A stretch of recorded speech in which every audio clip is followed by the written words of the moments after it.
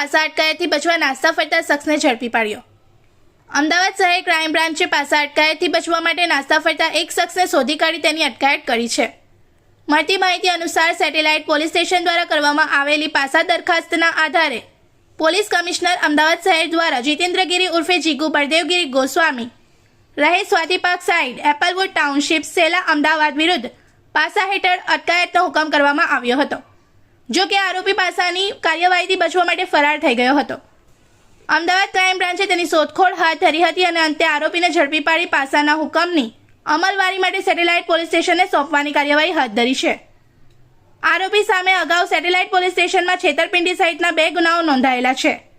ઉપરાંત આરોપીનો ગુનાહિત ઇતિહાસ પણ લાંબો હોવાનું સામે આવ્યું છે, જેમાં છેતરપિંડી, વિશ્વાસઘાત, મહિલાઓ સામેના ગુનાઓ, ધમકી, બનાવટી દસ્તાવેજો બનાવવાના ગુનાઓ તેમજ અન્ય વિવિધ ગુનાઓનો સમાવેશ થાય છે। ક્રાઇમ બ્રાન્ચની આ કાર્યવાહીથી પાસા હેઠળ ફરાર આરોપીઓ સામે કડક કાર્યવાહી કરવાનો પોલીસનો સંદેશ વધુ મજબૂત बनिया है। इस वीडियो को लाइक करें, हमारे चैनल को सब्सक्राइब कर बेल आइकन जरूर प्रेस करें हमारी न्यू वीडियो सबसे पहले देखने के लिए।